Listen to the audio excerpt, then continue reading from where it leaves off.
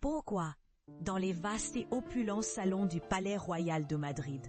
Un lieu qui regorge de trésors, d'œuvres d'art et de souvenirs d'une histoire impériale, un mystère persiste-t-il, enfoui sous des couches de poussière et de silence. Pourquoi est-ce qu'une gemme légendaire, potentiellement l'une des plus précieuses jamais détenues par la couronne espagnole, semble-t-elle avoir disparu sans laisser de traces, ou du moins être tombée dans l'oubli? Savez-vous que l'on murmure l'existence d'une émeraude d'une taille et d'une beauté exceptionnelle, surnommée le cœur du dragon, dont la trace se terre quelque part dans les méandres du temps et les couloirs secrets de cette majestueuse résidence?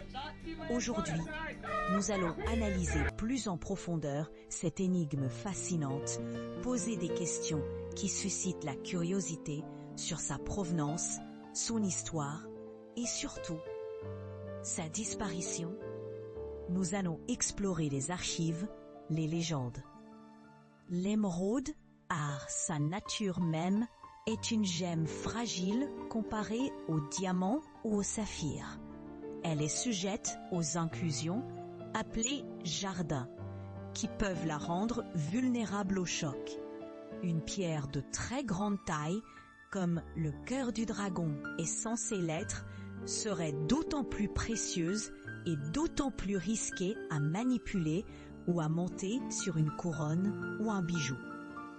Cela pourrait expliquer pourquoi elle aurait pu être conservée à part, dans un lieu sûr, loin des parures d'apparat utilisées lors des cérémonies publiques. Sous quelle dynastie cette émeraude aurait-elle fait son entrée dans les collections royales? Les Habsbourg, qui ont régné sur l'Espagne du XVIe au début du XVIIIe siècle, étaient de grands collectionneurs d'art et de trésors. Charles Quint, Philippe II, Philippe III, Philippe IV, Charles II. Tous sont présidés à une époque où les richesses affluaient vers l'Espagne. Leurs inventaires de biens. Si le cœur du dragon a survécu à l'incendie, il aurait logiquement dû être transféré dans le nouveau palais. Mais où exactement? Les inventaires établis après la construction du nouveau palais sont-ils exhaustifs? Mentionne-t-il une émeraude correspondant à la description légendaire? C'est ici que le mystère s'épaissit. Les documents officiels de cette période, bien que détaillés sur de nombreux aspects de la vie de cour et des collections, semblent étrangement silencieux ou ambigus concernant une émeraude de cette importance et avec un tel surnom. Y a-t-il des mentions d'une grande émeraude? Non, d'une émeraude exceptionnelle sans le nom cœur du dragon? Oui, il existe des mentions de diverses émeraudes dans les collections royales, mais aucune ne semble correspondre parfaitement à la description légendaire en termes de taille, de qualité ou de nom distinctif. Est-ce parce que le nom cœur du dragon n'était qu'un surnom informel, même? Cela suggère que soit il avait déjà disparu avant l'invasion napoléonienne, soit il a été l'une des pertes non récupérées de cette période tumultueuse. Mais il y a d'autres possibilités. Et si le cœur du dragon n'avait pas été volé, mais caché? Les familles royales, conscientes des risques de guerre et de révolte, avaient souvent des plans pour mettre leurs biens les plus précieux à l'abri. Le palais royal de Madrid, comme de nombreux palais anciens, est réputé pour ses passages secrets, ses caisses murées, ses souterrains. Pourrait-il avoir été délibérément caché dans une cachette secrète au sein même du palais pour le protéger des Français ou peut-être plus tard des troubles politiques qui ont secoué l'Espagne tout au long du XIXe siècle, comme les guerres carlistes ou les révolutions?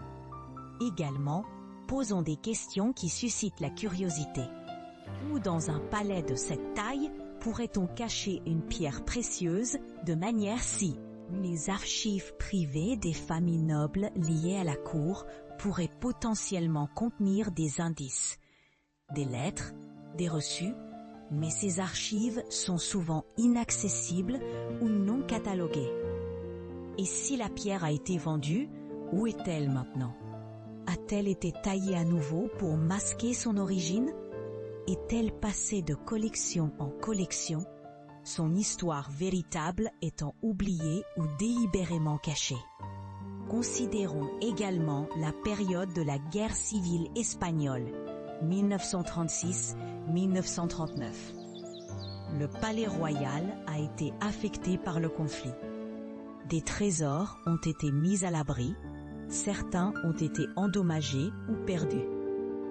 Le sort des collections royales pendant la guerre est un sujet complexe. Certains biens ont été évacués, d'autres sont restés sur place. Le cœur du dragon aurait-il pu être l'une des victimes de cette période chaotique? Détruit, perdu lors d'un transfert ou volé dans la confusion générale. Les inventaires réalisés après le. Par exemple, si plusieurs sources indépendantes mentionnent une émeraude exceptionnelle à une certaine période, cela renforce la probabilité de son existence.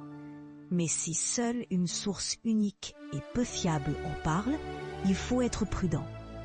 Explorons les lieux spécifiques du palais royal qui pouvaient être pertinents pour cette enquête.